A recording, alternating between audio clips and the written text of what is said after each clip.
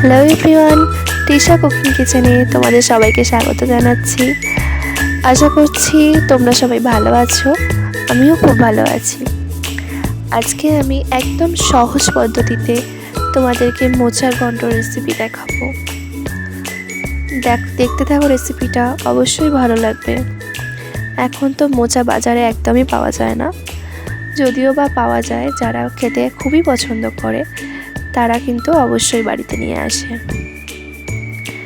একদম সহজ পদ্ধতিতে আর নিরামিষ রেসিপি দেখাবো, একদম হালকা মশলা দিয়ে।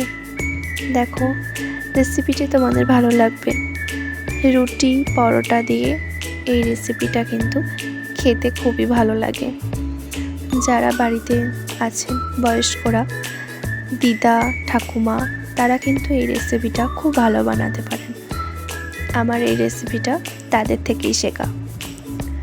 দেখতে থাকো রান্নাটা। প্রথমে আমি এখানে আলু নিয়ে নেব। আলু আর কাঁচা লঙ্কা নিয়ে নিয়েছি, আর নিয়ে নিয়েছি কাঁচা ছোলা, আদা বাটা আর জিরে গুঁড়ো, শুকনো লঙ্কা। আর মোচাটাকে এখানে কেটে নিয়েছি, নুন আর হলুদ দিয়ে ভিজিয়ে রেখেছি, যাতে মোচাটার যে কষটা থাকে সেটা বেরিয়ে আসে অনেকটা। মোচা যেহেতু হতে অনেকটাই টাইম লাগে, তাই আমি মোচাটাকে প্রেসার কুকারে করব। তোমরা যারা নর্মাল করতে চাও, প্রেসার কুকারে করতে চাও না, তারা কড়ার মধ্যেই মোচাটা সিদ্ধ করে নিতে পারো। নুন হলুদ দিয়ে মোচাটা কড়ার মধ্যে সিদ্ধ করে নিও। কড়াই সিদ্ধ করলে মোচাটা অনেকটা টাইম লেগে যায়, কিন্তু প্রেসার কুকারে দিলে টাইমটা অনেক কম লাগে। আমি প্রেসারেই দিয়ে করছি আজকে। প্রেসার কুকারে মোচা দিয়ে দিলাম ছোলা, আর দিয়ে দিচ্ছি আলু।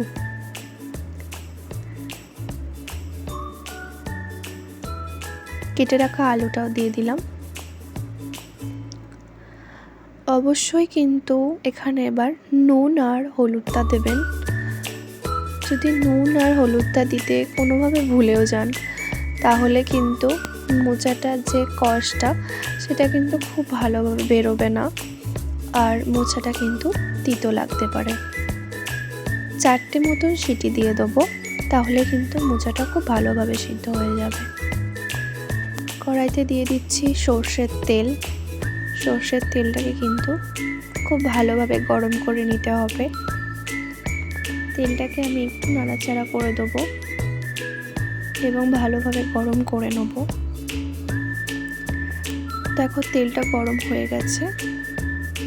এখন আমি এখানে দিয়ে দেবো জিরে আর শুকনো লঙ্কা। জিরে আর শুকনো লঙ্কাটাকে ভালোভাবে একটু ভেজে নেব। ভালোভাবে ভেজে নেওয়া হয়ে গেছে। এখন আমি এখানে দিয়ে দেবো আদা বাটা। আদা বাটাটা দিয়ে দিলাম। আর আদা বাটা দেওয়ার সাথে সাথেই কিন্তু অবশ্যই ওপরে হলুদ দেবেন, না হলে কিন্তু আদা বাটাটা প্রচুর ফাটে এবং তেলটা কিন্তু গায়ে ছিটকে লাগে। হলুদটা দিয়ে দিলে কিন্তু সেই ভয়টা অনেক কমে যায়। আদা বাটাটা আর হলুদের সাথে ভালো করে কষিয়ে নিচ্ছি। আদা বাটাটাকে কিন্তু ভালোভাবে কষিয়ে নিতে হবে। কাঁচা আদার গন্ধ বেরোলে কিন্তু কোনো খাবারই খেতে ভালো লাগে না। আর যদি আবার বেশিভাবে কষিয়ে নেন, তাহলে কিন্তু তিতো হয়ে যাবে, তাই একটু বুঝেই কষাবেন। আর একটা কাঁচা লঙ্কা ফাটিয়ে দিয়ে দিলাম। আমাদের বাড়িতে যেহেতু ঝাল খেতে খুব বেশি কেউ পছন্দ করে না, তাই আমি অল্প ঝাল দিয়েই রান্না করি। আপনাদের যদি ঝাল বেশি খান, তাহলে কাঁচা লঙ্কাটাকে আদার সাথে বেটেও নিতে পারেন। ভালো করে এটা মশলাটা কষিয়ে নিচ্ছি। এখন আমি এবার দিয়ে দেবো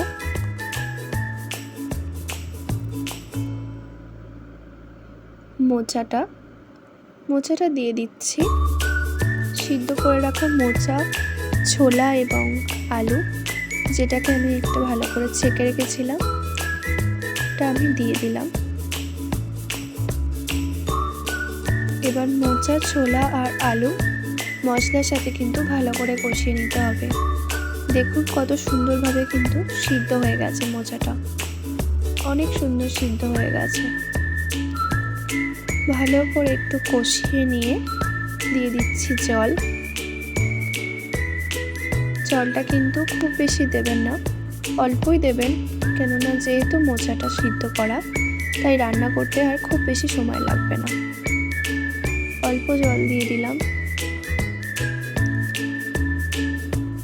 এবার ভালো করে একটু ফুটতে দেবো গ্যাসের মধ্যে, হাই ফ্লেমে করে দেবেন।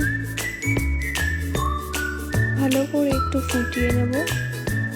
এখন কিন্তু আমি এখানে একটু জিরে গুঁড়ো আর চিনি দিয়েছিলাম, যেটা আমার ভিডিওতে তোলা হয়নি।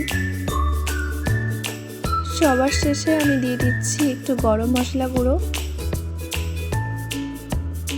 দিয়ে আমি আমার রান্নাটা কমপ্লিট করছি।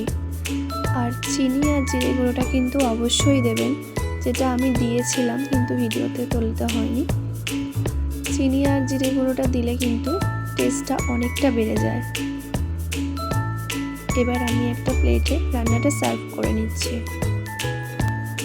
দেখুন আমার খাবারটা কেমন হয়েছে, অবশ্যই বাড়িতে একবার ট্রাই করে দেখবেন। রুটি দিয়ে কিন্তু খুবই ভালো লাগে খেতে, অনেকে মুড়ি দিয়েও খায়। বাড়িতে যারা আছেন অবশ্যই এই খাবারটা পছন্দ করবে। আমার পুরো ভিডিওটা দেখার জন্য আপনাকে অনেক ধন্যবাদ। আশা করছি আমার ভিডিওটা আপনার ভালো লেগেছে।